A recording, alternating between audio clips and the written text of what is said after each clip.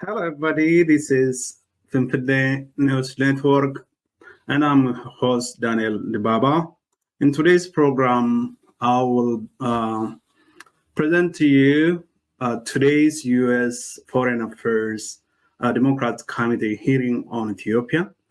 In today's program, I'll briefly comment on the U.S. Foreign Affairs Committee hearing that focused on human rights in Ethiopia. In the hearing, U.S. Special Envoy to the Horn of Africa and USA's Deputy Assistant Administrator, Mr. Tyler Beckelman, respond to questions from the Committee on the State of Human Rights in Ethiopia and the U.S. policy on Ethiopia. They emphasize that Ethiopia is leaning towards Russia for political directions, but towards the West for financial support, and that Ethiopia is unable to pay is nearly 30 billion debts, $30 billion financial debt. Some members asked what the U.S. government is doing to pressure IMF to link its loans to the situation of human rights in Ethiopia. And Ambassador Mike Hammer said he was on a peace negotiations between the OLA, and the Ethiopian government in Dar es Salaam, Tanzania. He just came back from the negotiation last week. And he said he emphasized during the talks that there was no military solution to the conflict in Oromia and also in Amara region. So I will broadcast a clip from that meeting, but also have put the links in our description so that you can watch the full program on YouTube.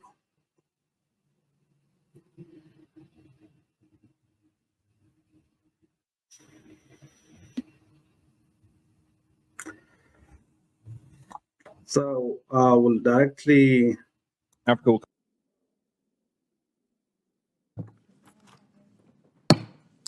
The Committee on Foreign Affairs, Subcommittee on Africa will come to order.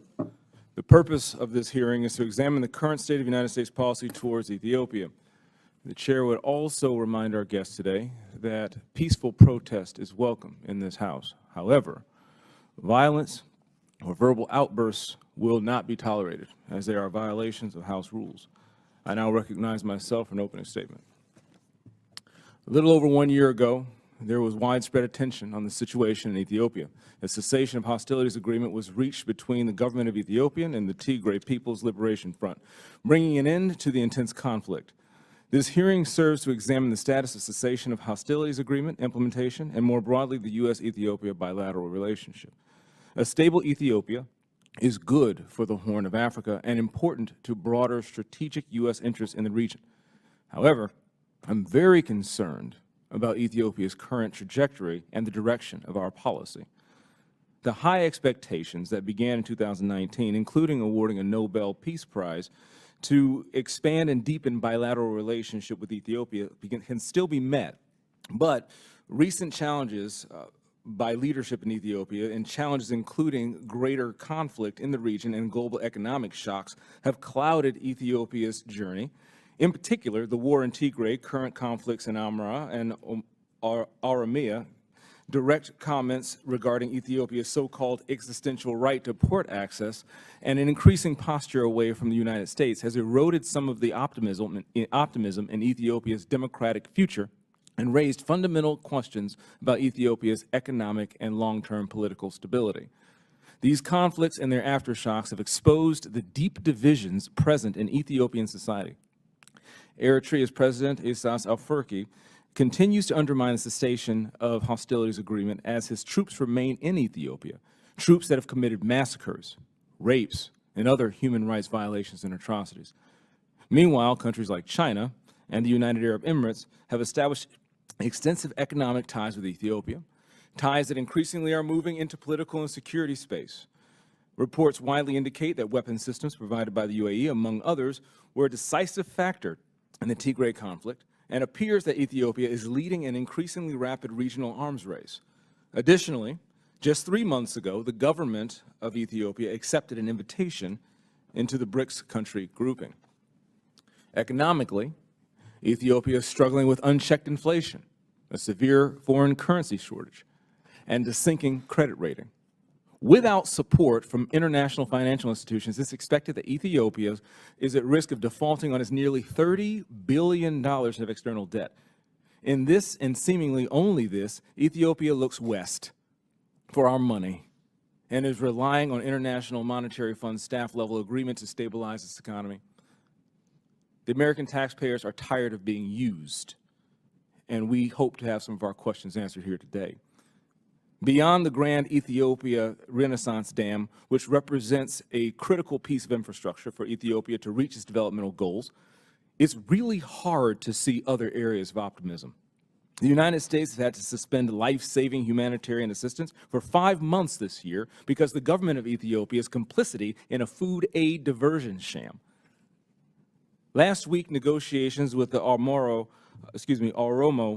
Liberation Army once again did not conclude with an agreement, while the conflict in Amhara has not even reached the negotiating table and still simmers.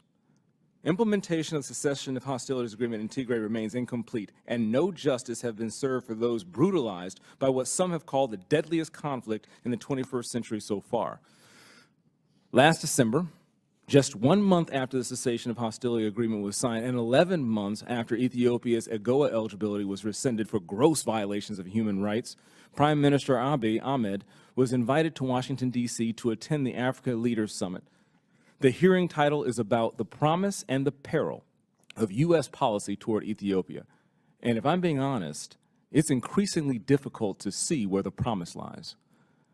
I thank the witnesses for appearing today and look forward to their testimony. The chair now recognizes the ranking member for a statement. Thank you, Chair James and Ambassador Hammer, Deputy Assistant Administrator Beckelman. Thank you so much for testifying before the subcommittee today on the state of U.S. policy towards Ethiopia. Ambassador Hammer, it's great to see you again after welcoming you in San Diego this summer to host the Ethiopian Diaspora Peace Conference and hear the perspectives of different Ethiopian diaspora communities so we can work together towards peace for the country and region. I have to admit, I wish we were in San Diego right now. I am cold, but I'm glad to see you again to further that conversation. I'm so proud to represent San Diego, a community that has a long history of welcoming migrants and refugees, including Ethiopians, with open arms. And San Diego is just a small portion of the United States' strong Ethiopian diaspora, which encompasses hundreds of thousands of immigrants who have close familial, social, and economic ties to Ethiopia, and makes up the second largest African immigrant group in the United States. This hearing is very timely. It has been over 1 year since the signing of the cessation of hostilities agreement in Pretoria between the government of Ethiopia and the Tigrayan People's Liberation Front, but we have continued to see ongoing human rights violations in Tigray and across the country, as well as spreading conflict in Amhara, Afar, and Oromia. The war in northern Ethiopia and ongoing conflict have triggered a massive refugee and displacement crisis, even setting a world record for displacements in a single year. We've also seen the disruption of crops and increase in food prices, causing millions in the country to rely on food aid, which was temporarily paused due to its diversion. I'm incredibly relieved that food assistance resumed earlier this month, and I commend USAID's work in securing important reforms to prevent diversion and ensure food reaches those in need. But it was clear when I traveled to Ethiopia in 2021, and it's even more clear today. Many challenges remain to create long-lasting peace, safety, and security.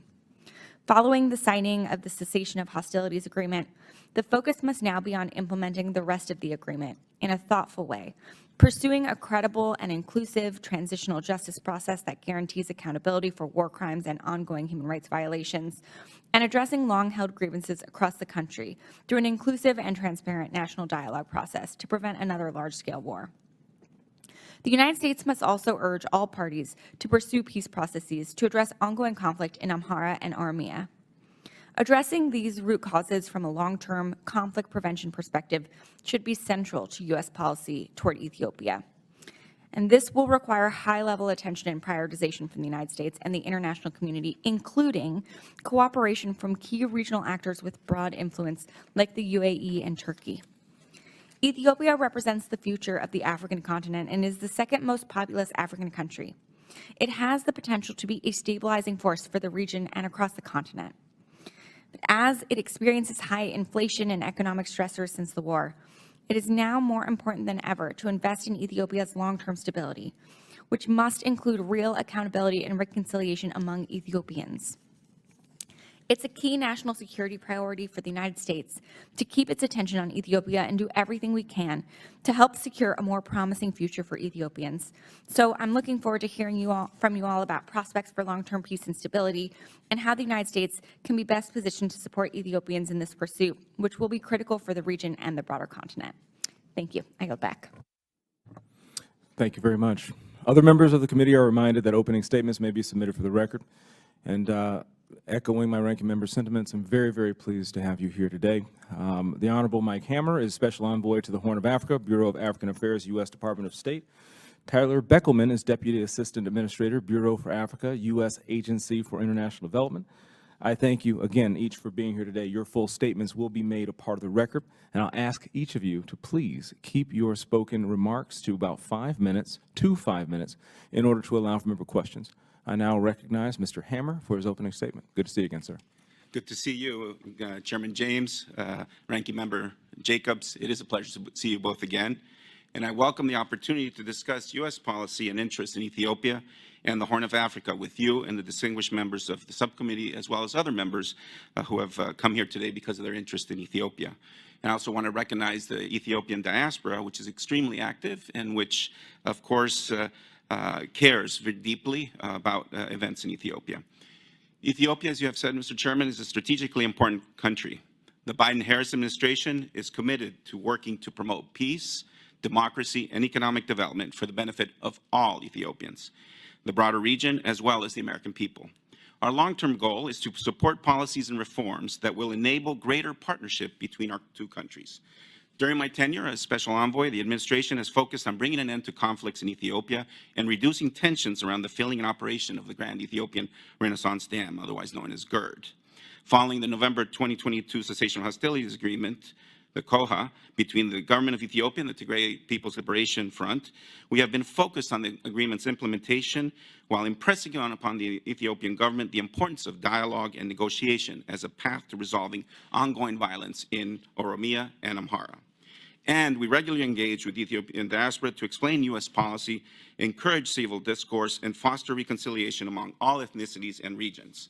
As we pursue these policies with our colleagues at USAID and the interagency, we absolutely prioritize our responsibility to U.S. taxpayers.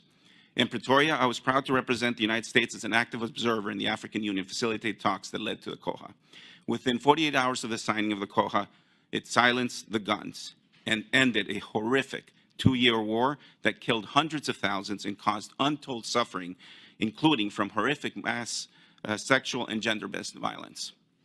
Since its signing, the United States has supported efforts to implement all aspects of the COHA, among them transitional justice, accountability, protection of civilians, and respect for human rights, including by funding of international human rights observers. As Secretary Blinken said during his visit this last March, to avoid future conflicts arising from past grievances, it is important, essential, to account for the war crimes, crimes against humanity, and other human rights abuses and violations committed in the context of Ethiopia's conflicts. Shortly after his visit, the Secretary announced his determination that all sides had committed horrific atrocities in the northern conflict and that ensuring accountability will be a key element of our policy towards Ethiopia. As part of our commitment to accountability, the State Department has supported the work of the Transitional Justice Working Group of Experts, an independent body with a nationwide mandate. This working group held 60 consultations throughout Ethiopia to gather views from affected communities on the desire for justice, truth, reparations, and institutional reform. We look forward to the working group's recommendations, and we will work with the Ethiopian government, civil society, and the victims, including survivors of the conflict-related sexual violence, on their implementation of their recommendations. Over the last year, we have seen significant progress. For example, independent monitors have reported a dramatic decrease in human rights violations and abuses in Tigray. However, much more needs to be done. Eritrean forces have not fully withdrawn from Ethiopia. Disarmament, demobilization, and reintegration, DDR, of the Tigrayan forces is lagging, and the status of contested areas remains unresolved. Therefore, implementation of the COHA remains a work in progress. And we are deeply concerned about the ongoing violence in Amhara and Oromia. There have been credible reports of gross violations of human rights, significant loss of life, and severe economic disruption. We have urged all actors to refrain from violence and hate speech and to protect civilians, and we have offered to support or participate in mediation efforts. In fact, I returned this last week from Dar es Salaam, Tanzania, where the U.S. participated in talks between the Ethiopian government and the Oromo Liberation Army. We reiterated to all involved that there are no military solutions to the complex challenges posed by these situations. Compounding these challenges, Ethiopia is also confronting macroeconomic stresses. Foreign exchange reserves are at the lowest in 2 decades. Inflation has averaged over around 30% for the last 2 years. So the IMF is in discussions with the government of Ethiopia over concerns about the state of the economy. Regarding the GERD, we are encouraged that there are diplomatic negotiations underway between the parties, and the United States remains actively diplomatically engaged to support those parties in achieving an agreement that benefits Egypt, Ethiopia, Sudan, as well as the region writ large. In closing, let me reiterate my appreciation to this committee for your commitment and counsel. Rest assured that we are clear-eyed about the challenges in Ethiopia as we work to support an Ethiopia that is more peaceful and prosperous, one in which the United States and Ethiopia can benefit from a strong partnership. Thank you, and I look forward to your insights, recommendations, and to answering your questions. Thank you, Mr. Hammer. I now recognize Mr. Beckelman for his opening statement. I just want to highlight what has been discussed and what are the sticking points from this meeting. Concerning the conflict in Oromia, Ambassador Mike Hammer said he participated in the negotiations in Dar es Salaam, Tanzania, and he emphasized that there is no military solution to the conflict. And he said he urged both sides to find a peaceful solution to the conflict. And when it comes to conflicts in the Amara region, the chairperson, Mr. James, also stated that there is an ongoing conflict in Amara region, and that has not been brought to the negotiation table yet, and it's simmering and it's ongoing right now. And there was a lot of emphasis on the war and the human rights violations that happened in Tigray over the last 2 years, and the situation of the human rights situation in Tigray at this moment after the Pretoria Accord. And they emphasized there was a lot of development, a lot of improvement. Humanitarian organizations have been allowed to enter into Tigray, and but still they emphasize that the human rights abuses and the fatalities that happened in Ethiopia over the last few years has no comparison in the world. They even compared it to Gaza and emphasized that the war that happened in Ethiopia over the last few years has killed more people than in Gaza, but they criticized international media for not emphasizing what has happened in Ethiopia. But there has been a continuous daily reporting on the war that's happening between Israel and Palestine. There is a lot of emphasis on that. But when it comes to what happened in Ethiopia, there was no adequate emphasis. So there was a criticism of international media as well as the countries and policymakers concerning their reaction to what has happened in Ethiopia. And some of the members asked Ambassador Mike Hammer and the USAID's Deputy Assistant Administrator, Tyler Bickelman, and concerning whether there is a pattern of human rights violation that's going on in Ethiopia. And Ambassador Mike Hammer said, we are still investigating and we can't at this moment say there is a pattern. And based on my view of what is happening in Ethiopia, especially in Oromia, there is obviously there is a pattern of human rights violations. All political opponents are almost detained or they are killed. People are indiscriminately being killed in Oromia state. And this is an ongoing and very clear pattern of human rights violations. There is no tolerance, political tolerance of perceived opponents when it comes to the Ethiopian government, and almost the political opponents or perceived political opponents are targeted and extrajudicially. Notable people have been killed in the central area, in the capital, as well as in Adama, for example. A judge was killed, and a number of Oromo political activists and those people who are perceived by the Ethiopian government as its opponents have been jailed and taken out of jails and executed by the Ethiopian military. And this has been a very clear and consistent pattern of human rights violations targeted against the Oromos, especially those who are perceived to be members of or supporters of the Oromo Liberation Front and members and supporters of or sympathizers of the Oromo Liberation Front, Oromo Liberation Army. So I don't know whether the U.S. Foreign Committee is just hesitant not to define the human rights violations in Ethiopia as a clear pattern of human rights violation, and I don't know what criteria they are using to categorize it as a clear pattern of human rights violation. That is one of the things that, I was intrigued by why they have not defined it as a clear human right, a clear pattern of human rights violation.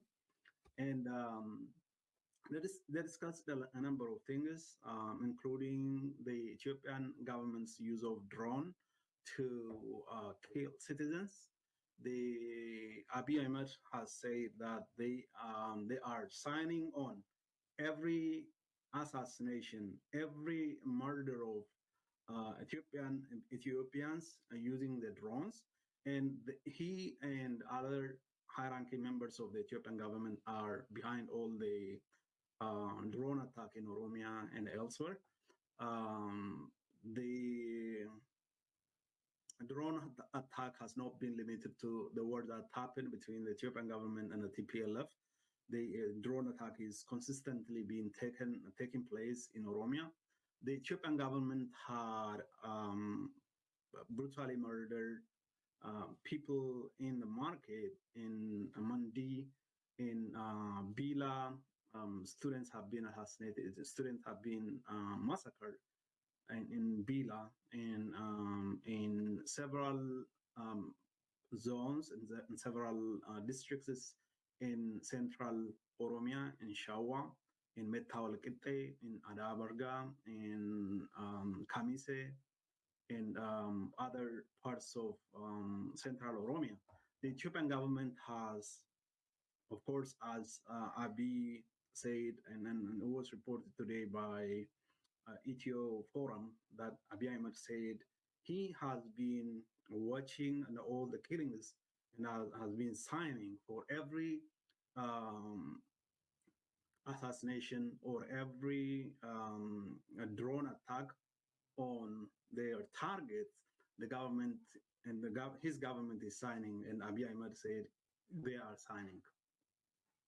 And the drone attack is consistently taking place. And just last week, a few weeks ago, when the negotiation was taking place in Dar es Salaam, Tanzania, the Ethiopian government tried to intensify its military operations against the OLA. And after its lose and was defeated, and his forces were defeated and pushed out of Bedele, the government conducted an aerial attack using drones, killing over 20 children, mostly school children. And so at this moment, the Ethiopian government is conducting drone attack on Oromo civilians, and Abiy has stated that he has been signing on this, and he's behind all this military attack and aerial attacks, especially using drones and military aircraft. And so the U.S. government has to investigate what type of military operations the Ethiopian government is conducting using the drones that is spying from Turkey and United Arab Emirates, and have come up with some policy and pressure those governments not to continue to sell drones to Ethiopia that the Ethiopian government is using to target civilians. And that's my say. You can watch the whole program, the whole hearing. A lot of members of the committee and other invited guests were speaking and asking questions, and Ambassador Mike and Mr. Tyler Beckelman were responding to questions from the members of the committee.